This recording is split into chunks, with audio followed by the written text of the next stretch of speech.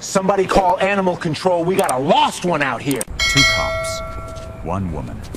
Quiet street where every porch light was on. I'm a citizen driving home, officer, that's all. The bigger cop grabbed her collar and dragged her out like a dog from a kennel. Like a Her dog from a knees kennel. slammed against the asphalt. Her palms scraped the ground before she could even breathe. On your knees, now! Then he slapped her. Sit like a good little mutt! Full force. The sound bounced off every silent house on the block. No warrant, no reason. Just her skin and his badge.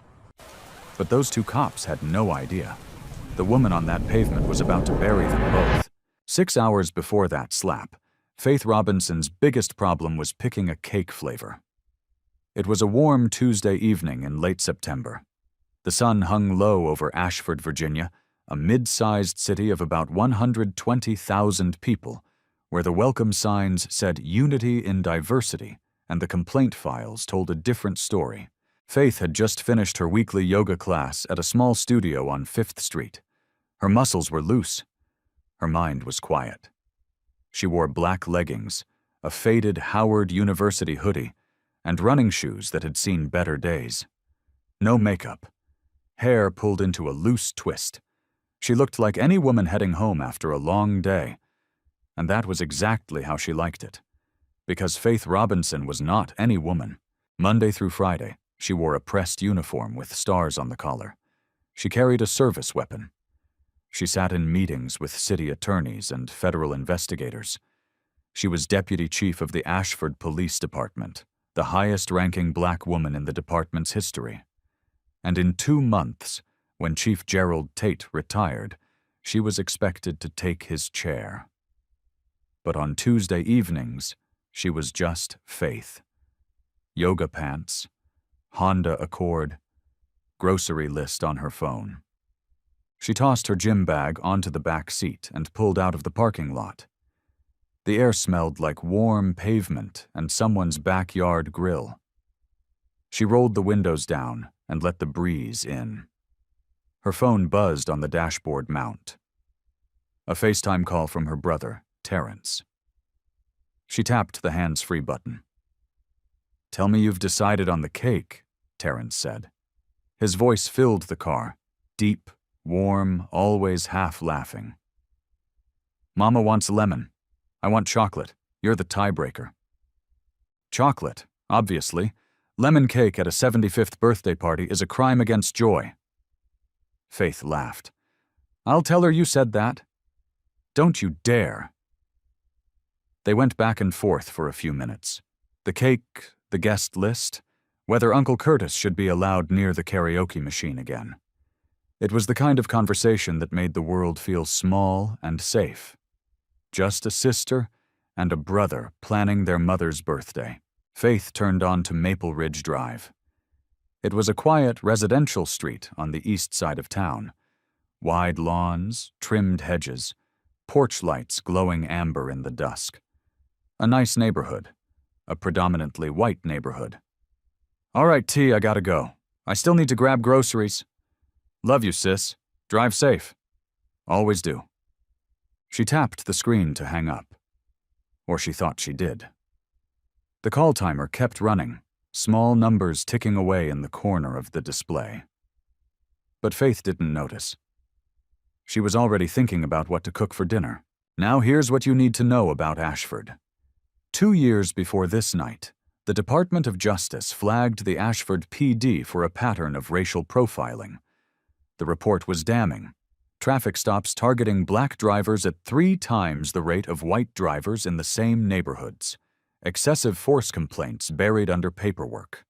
A culture of silence protected by a chain of command that didn't want to look too closely. Reforms were promised. Faith's promotion was part of that promise. But not every officer got the message. And not every officer wanted to. There was one officer in particular whose complaint file read like a novel nobody wanted to publish. 11 complaints in 9 years. 8 involved black or Latino civilians. 2 included racial slurs caught on dashcam audio, and every single complaint had been quietly resolved with a handshake and a training seminar. His name was Dale Hartwell, and tonight He was on patrol.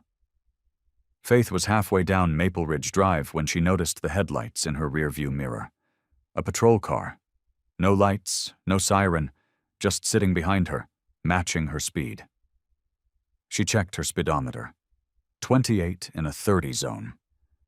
She signaled right and turned onto a side street. The patrol car followed. She signaled left onto another block. The patrol car followed. 6 blocks now. No lights. No reason. Just a shadow with a badge. Then, one short whoop of the siren. Red and blue flashed alive behind her. Faith pulled over. Put the car in park. Placed her hands on the steering wheel at 10 and 2. She did this not because she was afraid. She did it because she knew exactly what could happen to a black woman on a dark street if her hands weren't visible. And that knowledge, the fact that she even had to think about it, said everything. The flashlight came first. Not a polite beam angled at the window. A full blast straight into her eyes. Faith squinted but kept her hands on the wheel. The light was hot and white, the kind that turned everything behind it into a dark wall. She couldn't see the officer's face. She could only hear his boots crunching gravel as he walked toward her door. He didn't greet her, didn't introduce himself, didn't say good evening. License and registration. Keep your hands where I can see them. The voice was flat and hard. Not the voice of someone conducting a routine stop. The voice of someone who had already made up his mind. Faith kept her tone even. Good evening, officer. Can I ask why I was pulled over? Nothing. He just stood there, flashlight burning into her face. Then he said it again. Louder this time, slower, like he was talking to someone who didn't speak the language. License and registration. Are we going to have a problem here? Faith reached toward the passenger seat where her purse sat. She moved deliberately, slow hands, open fingers, every motion exaggerated. She knew the drill. Every black person in America knew the drill. Move too fast and you become a threat. Move too slow and you're being uncooperative. The margin for survival was razor thin, and it changed depending on the officer's mood. She pulled out her civilian driver's license. Not her department credentials, not her badge. She made that choice on purpose. She wanted to see how this officer treated a regular person. A regular black person. She held the license out the window. He snatched it. The flashlight swept down to the card, then back up to her face. She watched his eyes move, from the photo to her skin, to the car, to the address on the license. She could almost hear the math running in his head.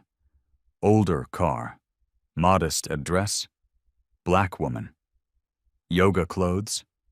He had already reached his verdict. Ma'am, you were swerving back there. You been drinking tonight? Faith felt her jaw tighten. She had not been swerving. She knew she had not been swerving. She had spent 20 years in law enforcement. She could drive a straight line in her sleep. I was not swerving, officer. I haven't had anything to drink. Step out of the vehicle. It wasn't a question. It wasn't a request. It was a command, delivered with the casual authority of a man who had never been told no. Faith took one slow breath. Then she opened the door and stepped out. The evening air hit her skin. It smelled like jasmine from somebody's garden and cooling engine oil. Crickets hummed in the hedges. It would have been a peaceful night if it weren't for the red and blue lights turning the whole street into a crime scene. She saw him clearly now for the first time. Tall, broad shoulders, late 30s. Blonde hair buzzed short, a jaw set like concrete. His nameplate read, Hartwell. His right hand rested on his holster, not gripping, just resting. But she knew what that gesture meant. It was a message, a reminder of who held the power. Behind him, a second officer stood near the patrol car. Younger, thinner, mid-20s. His nameplate said, Sutton. He had his arms folded and his eyes on the ground. He looked like a kid standing outside the principal's office, uncomfortable but unwilling to leave. Hartwell pointed to the back of Faith's car. "Stand there, face the vehicle, hands on the trunk." Faith walked to the rear of the Honda. She placed her palms flat on the trunk. The metal was still warm from the engine. She could feel the grit of road dust under her fingertips. Hartwell followed her. He stood too close. She could feel the heat from his body, smelled the stale coffee on his breath. He was inside her personal space, deliberately, aggressively. It was a dominance tactic. She had taught a seminar on exactly this technique at the police academy 3 years ago. "I'm going to need you to take a field sobriety test." Faith had every legal right to refuse. She knew the statute by heart. But she also knew something else. She glanced at his chest and saw the small red light. His body cam was on. Everything was being recorded. "Fine," she said. "I'll take the test." Walk heel to toe. 9 steps forward, 9 steps back. Start now. Faith walked the line. Heel to toe. Perfect balance, arms steady at her sides. The asphalt was rough and uneven, but her steps were precise. 9 forward, turn, 9 back. Hartwell watched with his arms crossed.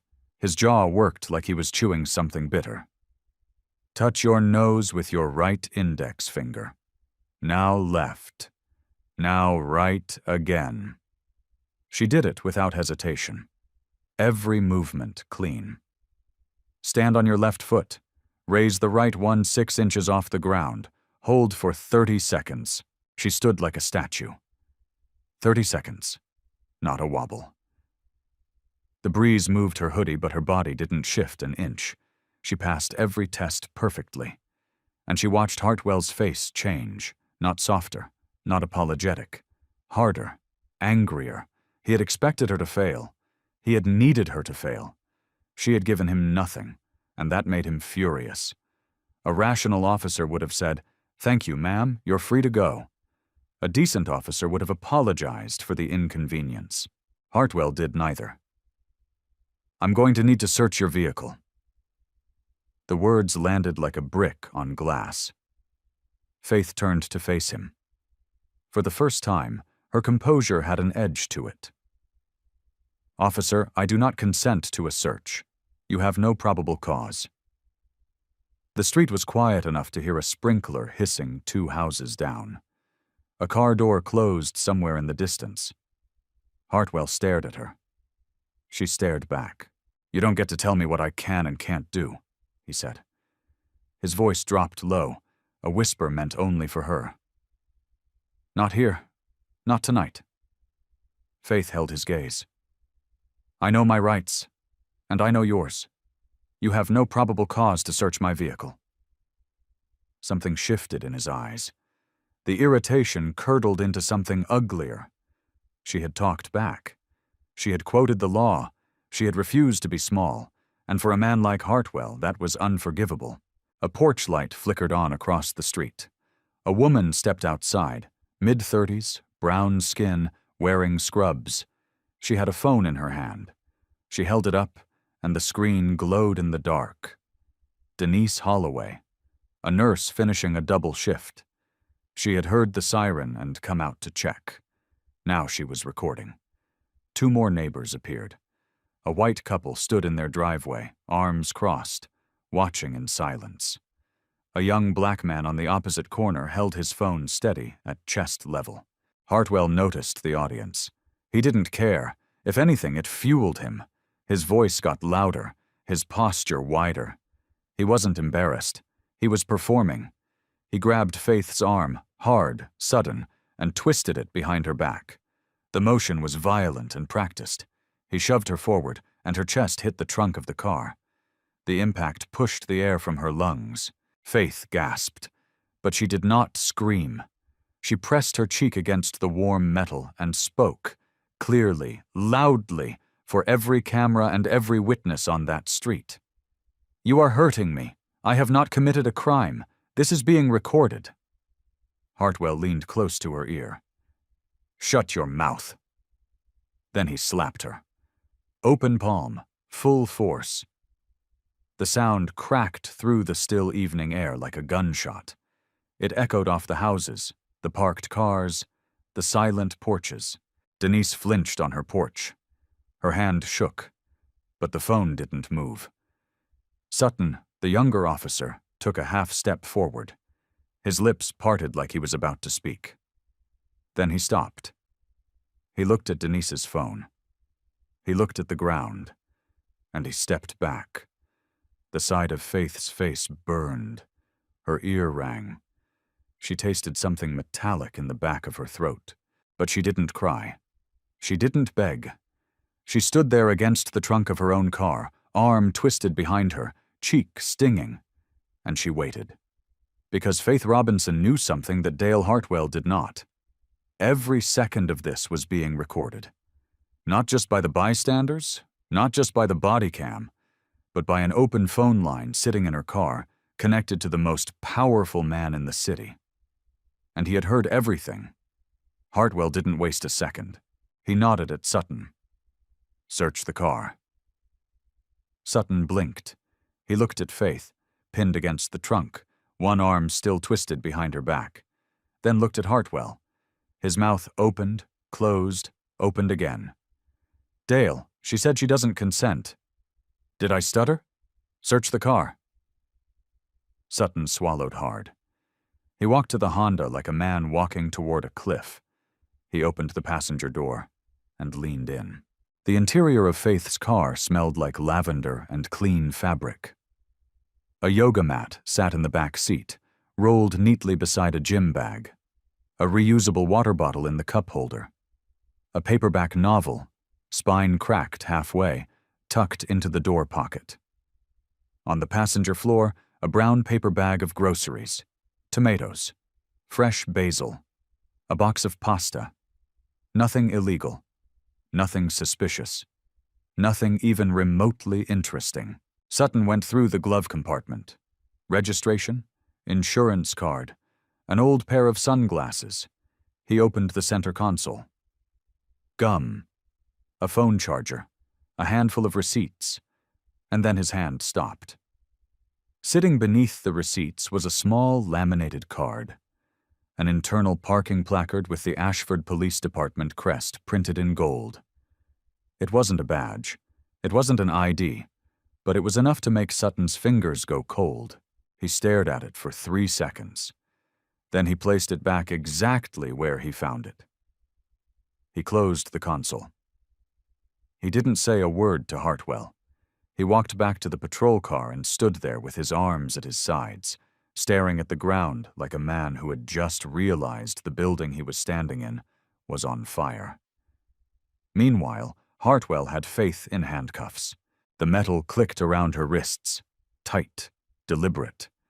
She felt the cold steel bite into her skin.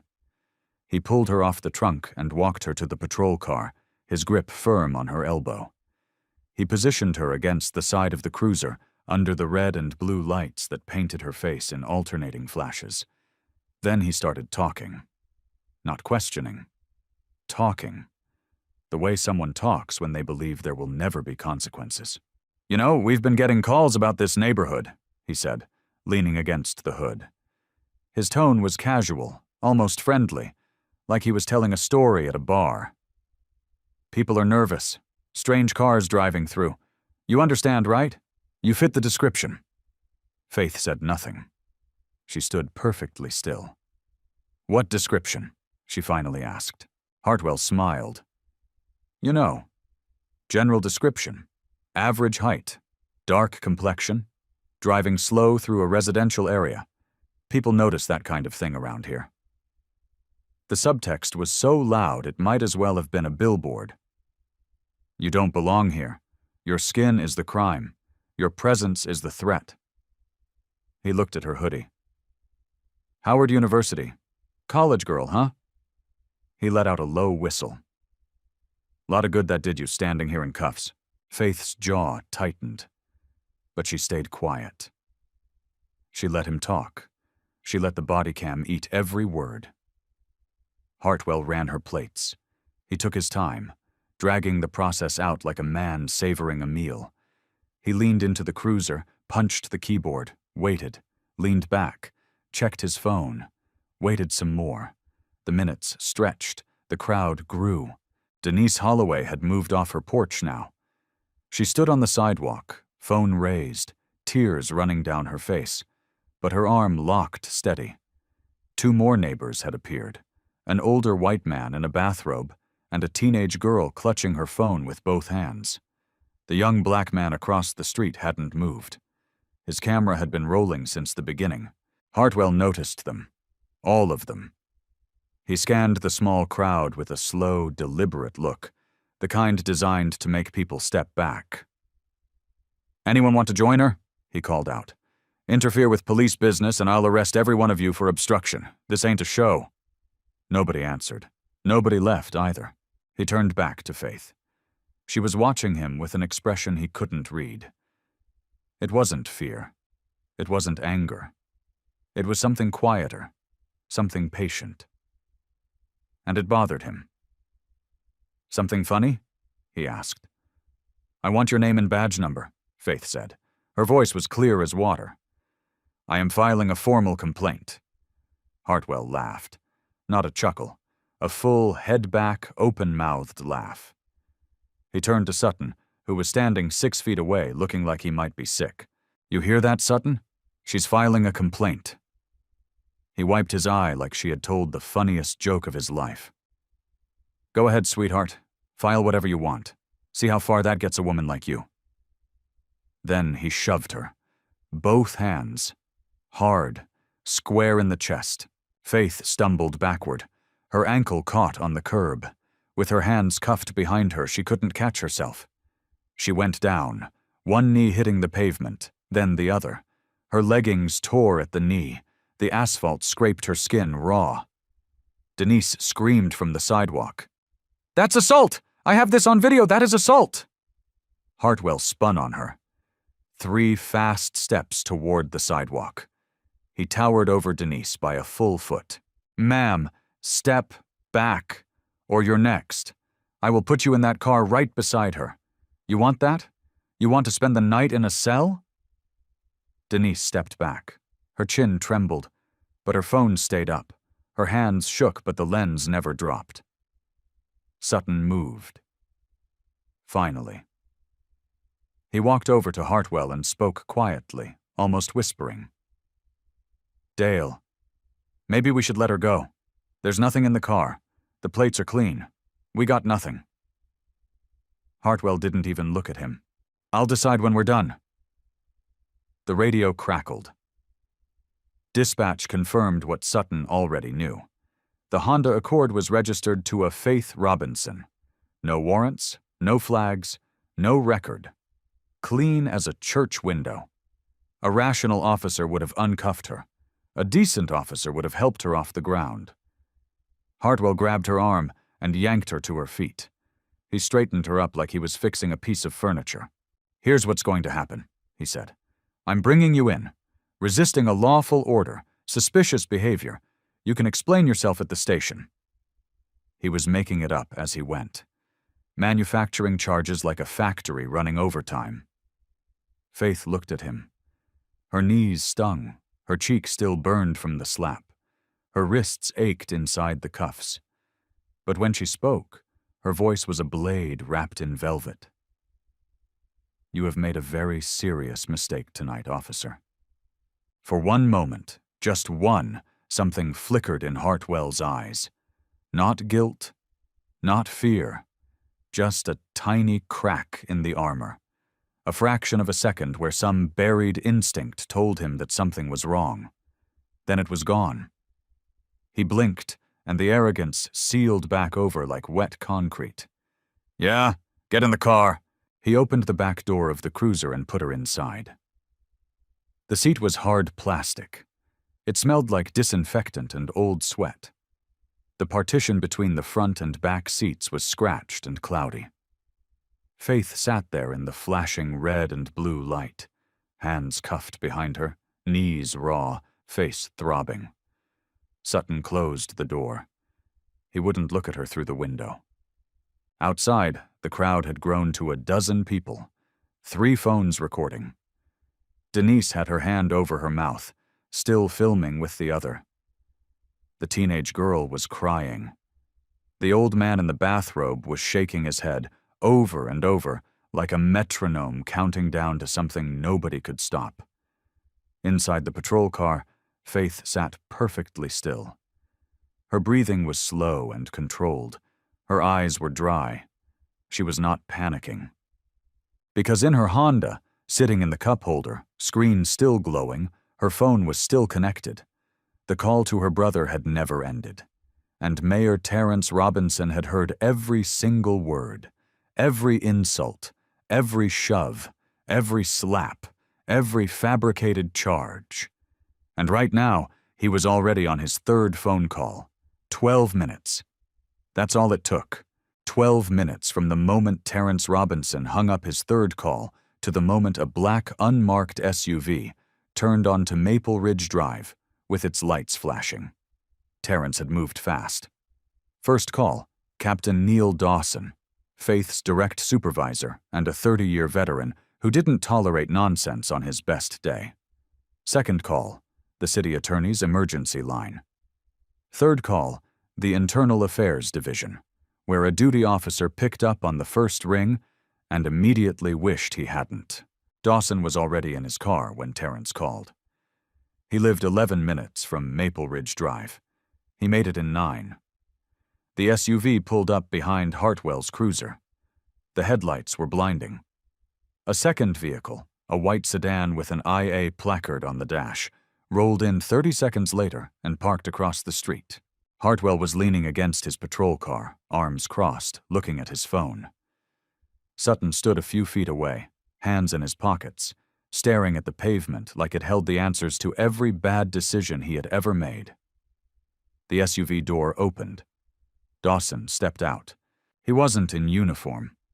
Gray slacks, a navy polo, reading glasses still perched on his head from whatever he had been doing at home. He didn't look like a captain. He looked like somebody's dad who had been interrupted during the evening news.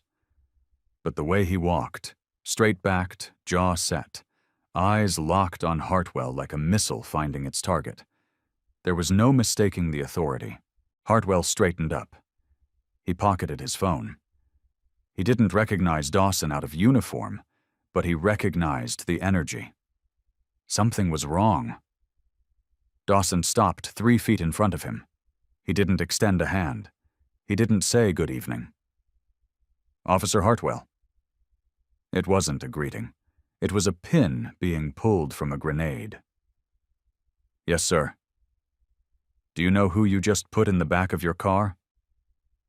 Hartwell's chin lifted. The defiance was still there, bruised but clinging. Some woman who was resisting a lawful stop. I have it all documented, sir. She was... That woman, Dawson said, cutting through Hartwell's voice like a blade through paper, is Deputy Chief Faith Robinson. She is your commanding officer. She outranks every person on this street, including me. The color drained from Hartwell's face. It didn't fade. It vanished, like someone had pulled a plug and let it all run out. Dawson wasn't finished. She is also the sister of Mayor Terrence Robinson, who has been listening to this entire stop on an open phone line. Every word, Officer Hartwell, every single word. The street went silent. Not quiet, silent. The kind of silence that has weight. The kind that presses against your chest and makes it hard to breathe. Even the crickets stopped. Hartwell's mouth opened. Nothing came out. His eyes darted to Sutton, to the crowd, to the IA sedan across the street, back to Dawson. He looked like a man standing in the middle of a highway watching headlights come toward him. Sutton leaned against the patrol car. His legs had gone soft. His face was the color of old paper. Dawson walked past Hartwell without another word. He opened the back door of the cruiser. Faith sat inside, wrists still cuffed, knees scraped, the red mark on her cheek now darkening toward purple. Dawson reached in and removed the handcuffs himself. Gently, carefully, like he was handling something that should never have been touched. "Deputy Chief, are you all right?" Faith stepped out of the car. She stood up straight. She rolled her shoulders. She brushed the grit off her leggings with slow, deliberate hands. When she looked up, her eyes were dry and her voice was steady. "I will be, Captain. Please secure Officer Hartwell's weapon and body cam immediately. Both will be needed as evidence." There it was. Not a request. An order. Delivered with the quiet authority of someone who had spent 20 years earning the right to give it. Dawson turned to Hartwell. "Your badge, your weapon, your body cam. Now." Hartwell's hands were shaking. He fumbled with his holster. The gun nearly slipped from his fingers. He unclipped his badge and held it out like it burned his skin. He tried one more time, one last gasp. "Captain, she didn't identify herself. I had no way of knowing." Faith turned to face him. It was the first time she had looked directly at him since the cuffs came off. Her voice was not loud. It was not angry. It was something far worse than either. "I shouldn't have to. That's the entire point." The words hit the street like a stone dropped into still water. Ripples everywhere. Every witness felt it. Every phone captured it. Denise Holloway let out a sob from the sidewalk. Somewhere behind her, someone started clapping. Then another person. Then 3 more. The sound grew, not thunderous, not a standing ovation. Just a slow, steady rhythm of palms meeting palms in the dark. A dozen strangers applauding a woman who had just taken the worst a badge could give and was still standing. Hartwell stared at the ground. His hands hung empty at his sides. No gun, no badge, no power. He was nobody now, and everybody on that street knew it. It happened fast after that. Dawson radioed dispatch and requested 2 additional units. Within minutes, a second patrol car arrived, then a third. Maple Ridge Drive, which had been a quiet, suburban street an hour ago, now looked like the scene of a major incident. Because it was. Hartwell and Sutton were placed on immediate suspension. Right there, on the sidewalk, in front of every neighbor, every phone, every witness who had watched the whole thing unfold. Dawson collected Sutton's badge and weapon next. Sutton handed them over without a word. His eyes were red. His hands were steady, but the rest of him looked like it had been hollowed out from the inside. An IA officer, a woman in a dark blazer with a recorder clipped to her belt, began taking preliminary statements. She spoke to Denise first. Then the white couple in their driveway. Then the teenage girl, who could barely get through 2 sentences without crying. Dawson called paramedics for Faith. She refused the stretcher. She refused the wheelchair. But she let a young EMT clean the scrapes on her knees and check the swelling on her cheek. She sat on the back bumper of the ambulance, legs dangling, while the EMT pressed a cold pack to her face. The gel was cool and sharp against the heat of the bruise. "You should get an X-ray," the EMT said quietly. "The swelling is significant." "Later," Faith said. "Not tonight." Then a car pulled up. Not a police vehicle. A black sedan with city plates. The driver's door opened and Mayor Terrence Robinson stepped out. He didn't walk. He moved, fast, long strides, past the patrol cars, past the IA officers, past the neighbors still standing in their driveways with their phones at their sides. He moved like a man who had been holding his breath for 45 minutes and had finally been allowed to exhale.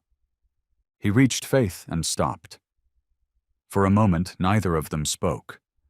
The most powerful man in the city, and his little sister, sitting on the back of an ambulance with torn leggings and a swollen cheek. Then he wrapped his arms around her and held on. The narrator paused here.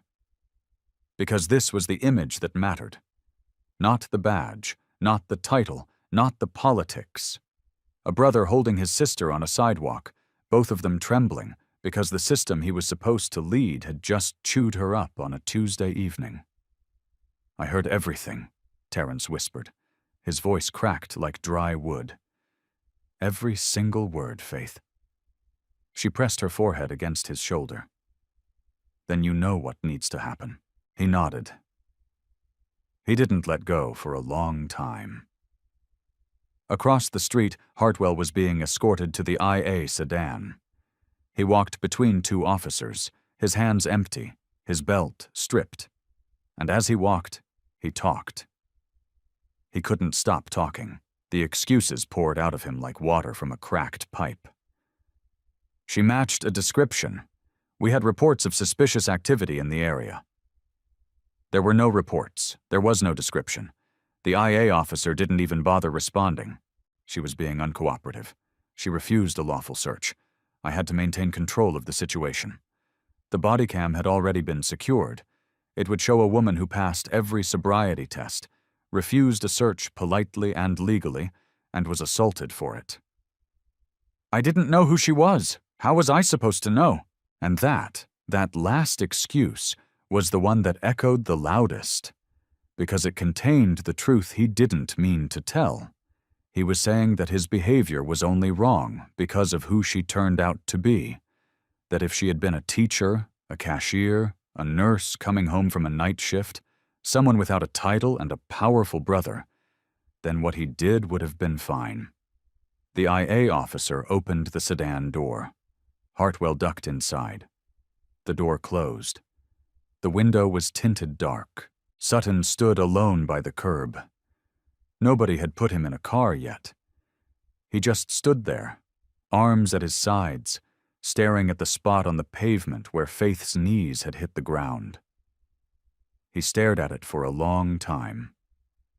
That night, Denise Holloway went home, sat on her couch, and uploaded the video.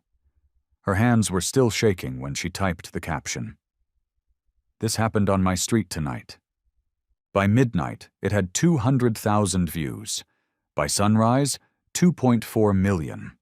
By noon the next day, every major news network in the country was saying the name Faith Robinson. And Ashford, Virginia, would never be the same. The investigation moved like a freight train with no brakes. By Wednesday morning, the Ashford District Attorney's Office had opened a criminal case. By Wednesday afternoon, Internal Affairs had formally launched a dual-track investigation, one disciplinary, one criminal. By Wednesday evening, the body cam footage had been formally requested by 4 news organizations, 2 civil rights groups, and a congressional oversight committee. Mayor Terrence Robinson made a decision that changed everything. He ordered the body cam footage released to the public. No redactions, no delays, no carefully worded press release to soften the blow. Just the raw, uncut, 23-minute recording, from the moment Hartwell's flashlight hit Faith's windshield to the moment Dawson removed her handcuffs. The footage confirmed every detail, every word, every shove, every fabricated excuse. There was no ambiguity. There was no room for context or both sides. It was a man with a badge beating a woman without a reason, and the whole country watched it over breakfast. Then came Hartwell's personnel file. The IA investigation unsealed it within 48 hours. The narrator walked through it slowly, because the numbers mattered more than any single moment of the video. 11 complaints in 9 years. 8 involved Black or Latino civilians. 3 described excessive force during routine traffic stops. 2 included racial slurs captured on dashcam audio, slurs that had been flagged, reviewed, and filed away with no consequences. 1 complaint described Hartwell dragging a 19-year-old college student out of his car by the neck during a broken taillight stop. The student's mother had filed a formal grievance. It was marked resolved 6 weeks later. No suspension, no retraining. A letter of reprimand placed in a folder that nobody ever opened again. 11 complaints, 9 years. 0 real consequences. Until now. Sutton cooperated. He sat in a gray room at IA headquarters on Thursday morning and gave a full statement. He didn't lawyer up. He didn't deflect. He spoke for 2 hours and 40 minutes, and the recording would later be described by the DA's office as the most detailed first-hand account of systemic complicity we have received in a decade. "I knew it was wrong," Sutton said. His voice was flat, emptied out. "I knew it when he grabbed her. I knew it when he slapped her. I should have stepped in. I should have said something. I didn't. And I have to live with that." He was suspended pending review, but his cooperation was formally noted by the DA and would factor into every decision that followed. The criminal charges came down on Friday.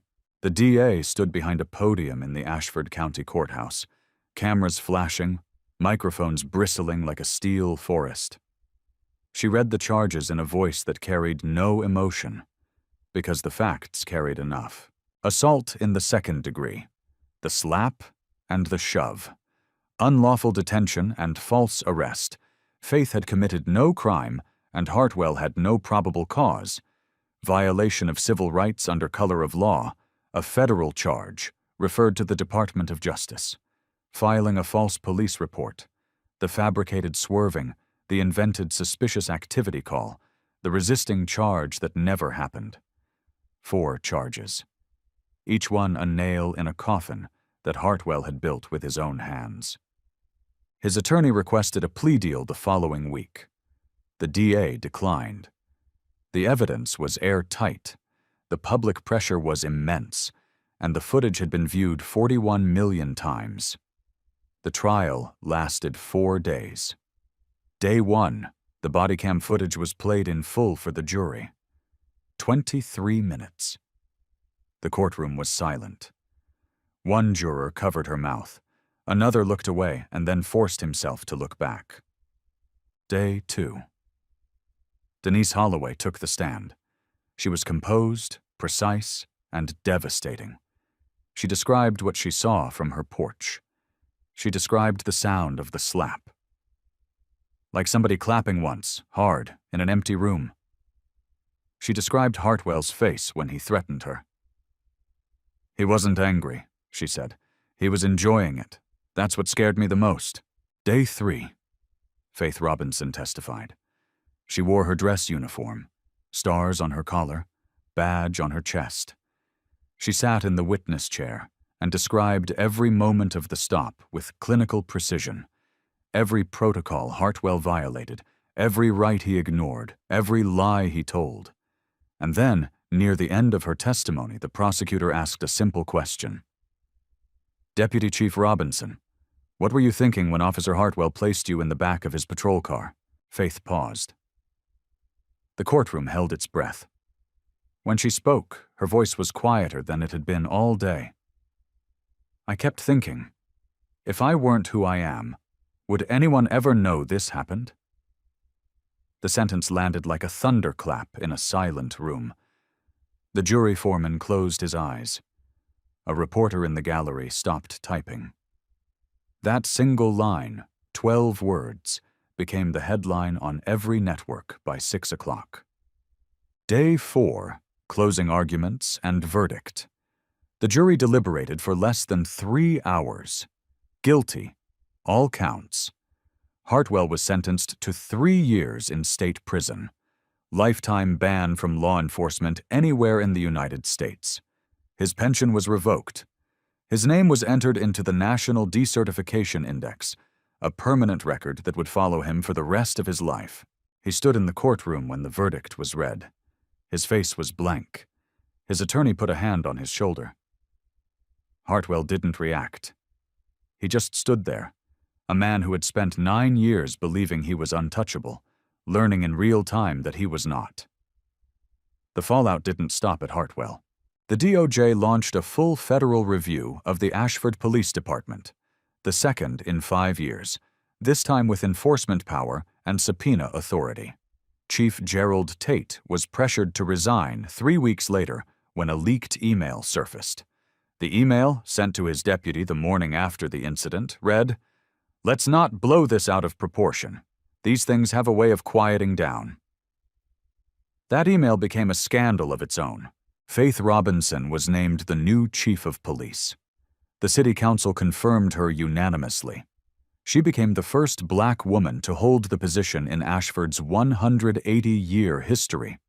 Her first act as chief was to sign the Robinson Accountability Act into city law, mandatory body cam activation for every officer on every stop, an independent civilian review board with full subpoena power, automatic internal affairs investigation for any use of force incident, with results published quarterly.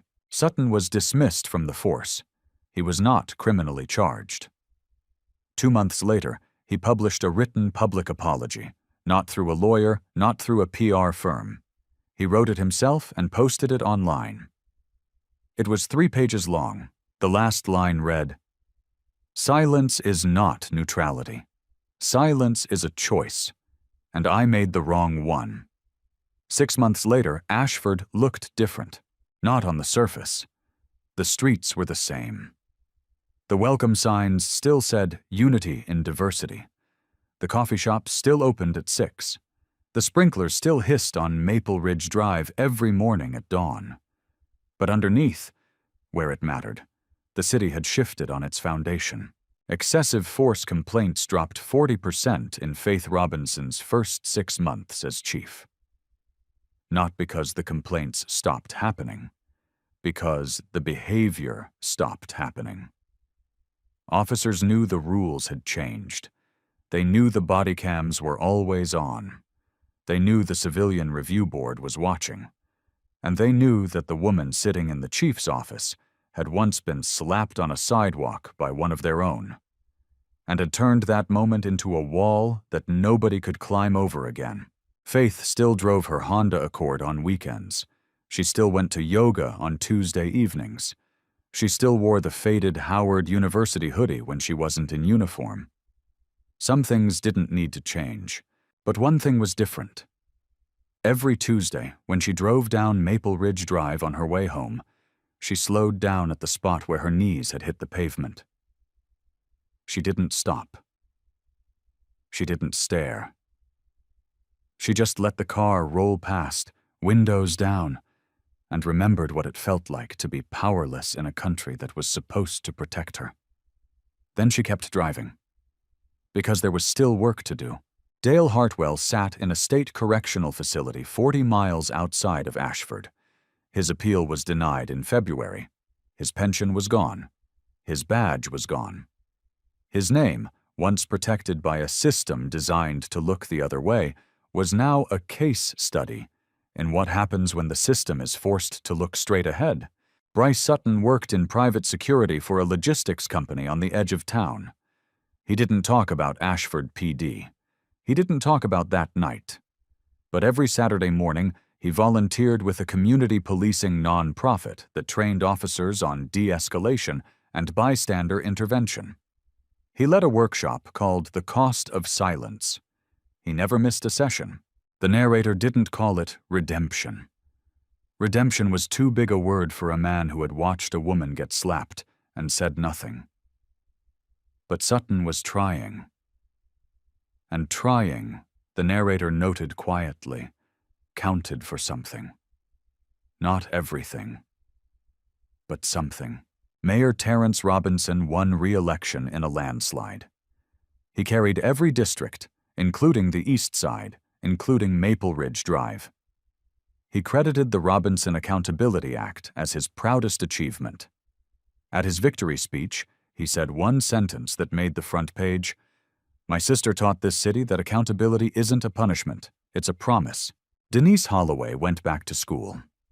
She enrolled in a social work program at the State University, specializing in community advocacy and trauma response. She was invited to speak at a national policing reform conference in Washington, D.C. She stood at a podium in front of 600 people and said, "I was just a nurse standing on my porch with a phone, but I didn't look away. And that's all I'm asking you to do, don't look away." She still lived on Maple Ridge Drive. She still worked double shifts at the hospital. But now, when she walked outside on warm evenings, she didn't just check the street. She watched it. Because she had learned that watching, really watching, was its own kind of power. The Ashford case didn't stay in Ashford. Within 3 months, it became a mandatory case study in police academies across 14 states. Instructors played the body cam footage in full. They paused it at the moment Hartwell slapped Faith. They asked the cadets one question. What would you have done? Most said they would have intervened. Then the instructors played Sutton's body cam, the angle that showed a young officer watching everything, saying nothing, doing nothing. They asked the question again. The room was always quieter the second time. Faith's testimony rippled outward for months. If I weren't who I am, would anyone ever know this happened? It was cited in 2 federal civil rights cases. It appeared in legal briefs, academic papers, and a Senate subcommittee hearing on police accountability. A law professor at Georgetown called it the most important question in modern policing. Faith never commented publicly. She didn't do interviews. She didn't write op-eds. She didn't start a podcast or sign a book deal. She went to work every morning, reviewed every use of force report, and made sure that what happened on Maple Ridge Drive would never happen to anyone else in her city. Not because she had power, because she remembered what it felt like to have none. So let me ask you something. If Faith hadn't been the deputy chief, if she had been a teacher, a cashier, a nurse finishing a night shift, do you think this story ends the same way? Drop your answer in the comments. I want to hear it. If this story hit you the way it hit me, leave a like. Share it with someone who needs to hear it. Subscribe if you want more stories where the truth doesn't stay buried. Because justice isn't supposed to be a plot twist. It's supposed to be the whole story. And until it is, we keep telling these. See you in the next one.